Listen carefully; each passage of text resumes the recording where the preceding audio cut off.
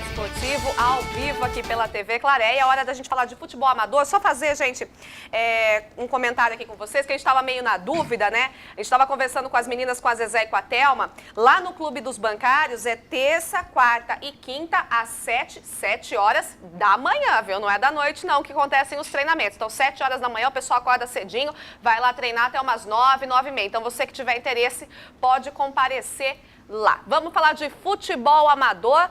Tivemos mais uma rodada neste final de semana. Nós temos algumas imagens aqui do jogo, né? Que aconteceu, não é mesmo? Quem jogou, Reginaldo Bottolin? Olha, foi o Panorama Belmari, né? Contra o Paulistão. O jogo foi lá no Panorama, né?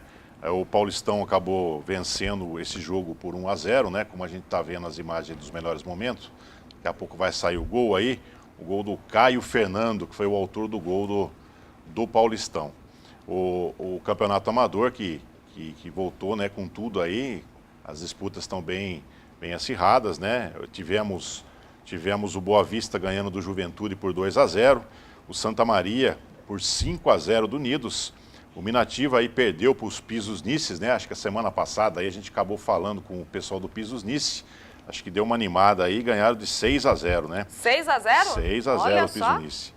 O Ajapi, né, acabou batendo o Botafogo por 4-2 e o São Paulinho acabou batendo o Inter da Mãe Preta.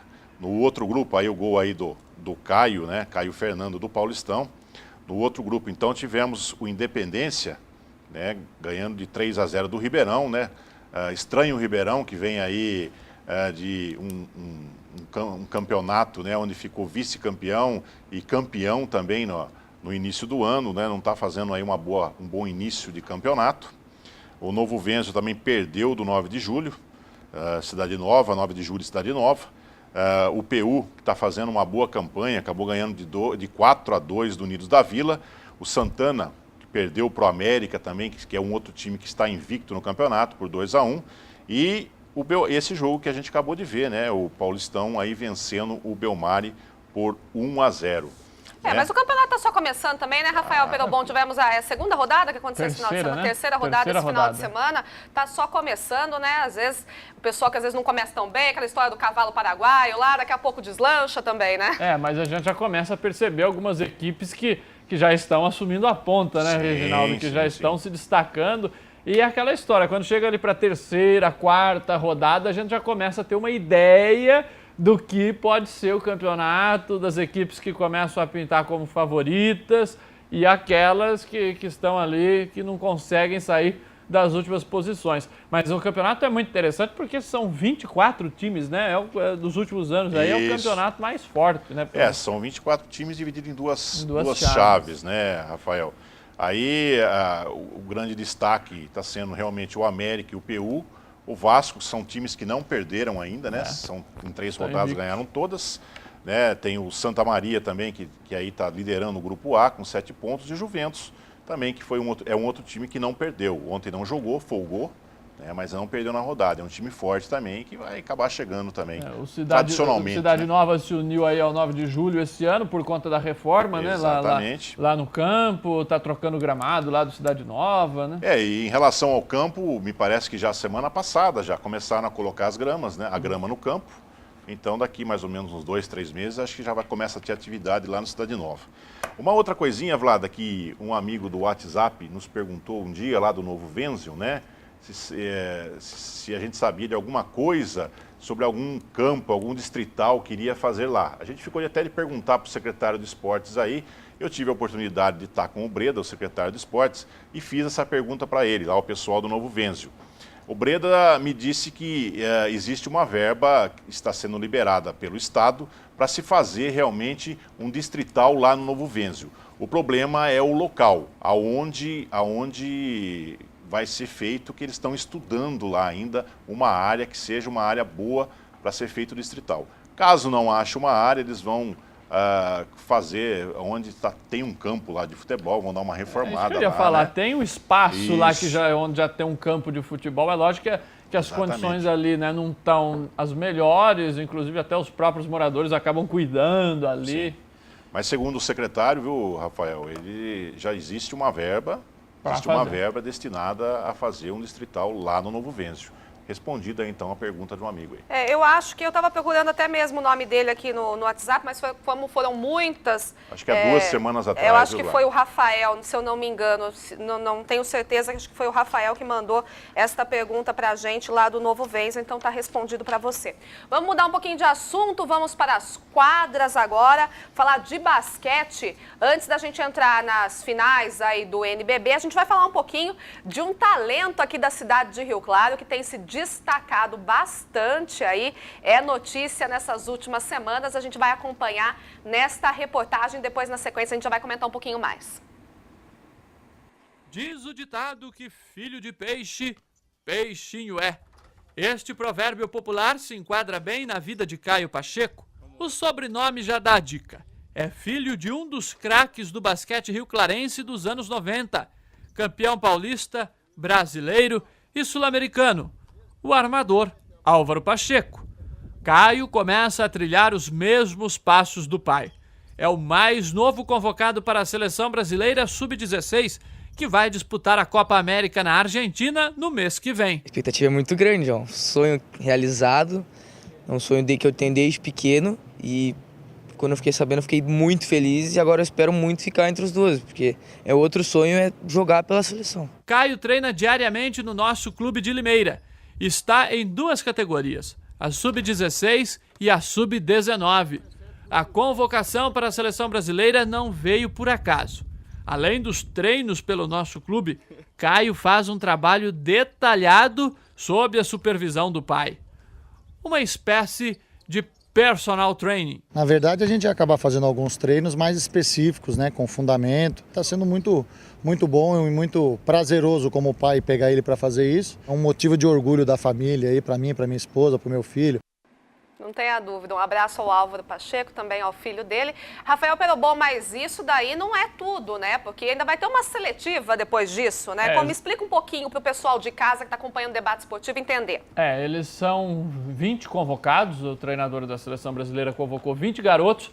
Esses 20 garotos vão participar de um treinamento aqui em Rio Claro, por sinal. Vão ser utilizadas as estruturas do clube de campo, também do ginásio Felipe Caran. Eles vão ficar concentrados em um hotel aqui da cidade durante 15 dias. Então começa agora no dia 31, se não me engano. Agora dia 21. 21? 21 agora. Verdade, 21 e vai até dia 8. Dia 8. Quinta-feira, então. Isso. E aí se apresentam quinta-feira. Quinta-feira. E aí vai até dia 8 e dia 8 eles embarcam para a Argentina. Aí ele seleciona 12 desses 20 que ficarão treinando aqui.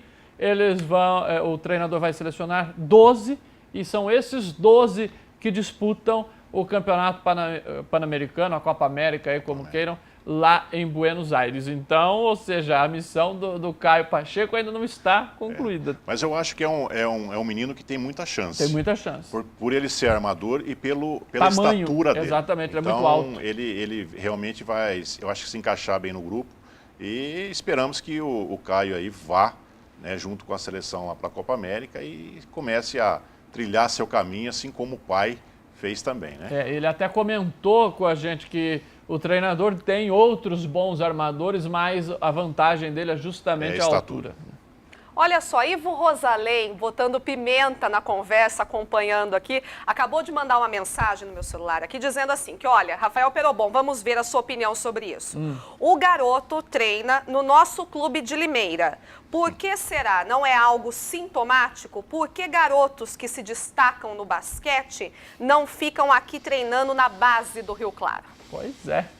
Boa pergunta, viu, Ivo Rosalém? E é interessante que o pai dele tem até parceria aí com a Secretaria de Esportes, né? Por exemplo, para trazer a seleção brasileira para treinar aqui em Rio Claro. Agora, são perguntas que não querem calar, né? Sim. Inclusive o Álvaro assumiu a coordenação lá do clube de campo, Exatamente. Categoria de base, que é parceria com a Secretaria de Esportes. Com a Secretaria de Esportes. Então o time lá é clube de campo, Secretaria de Esportes. Agora...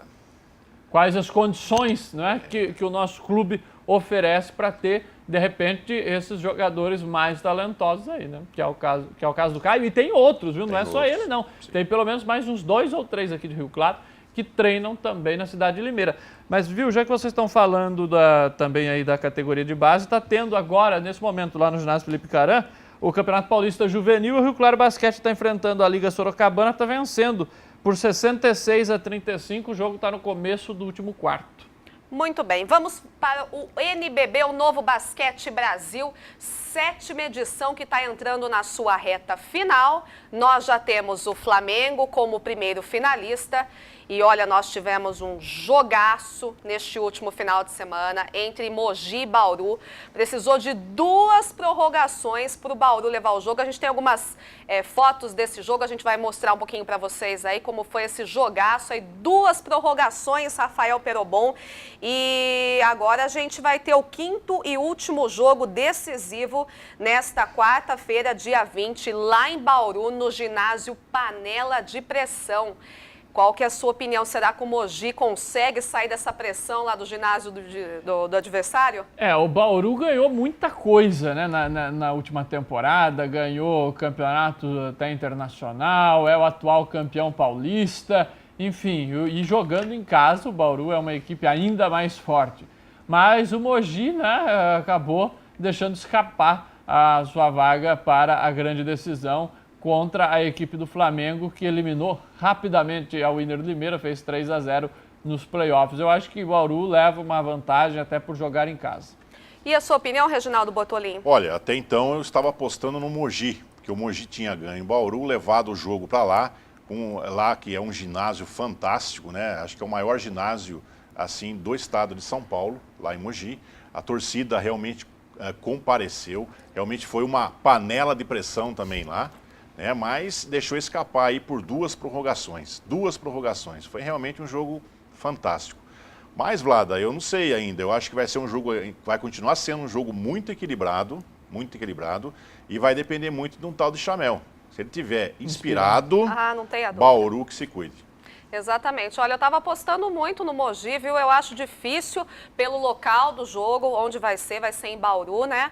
Mas é aquela história, que vença o melhor aí, Mogi ou Bauru. Aliás, olha, Duda Machado está falando comigo aqui hoje, o armador do Rio Claro Basquete, né? Da última temporada. Eu até perguntei para ele aqui, eu falei, Duda, quem que vai para a final contra o Flamengo? Ele que jogou muitos anos contra o Flamengo, é claro, tem o irmão dele, Marcelinho Machado, que joga lá. E o Duda tá apostando. Pelo Flamengo também, né? Exatamente. E o Duda tá falando para mim que acredita que o Bauru leve e que o Mogi perdeu a chance de fechar em casa.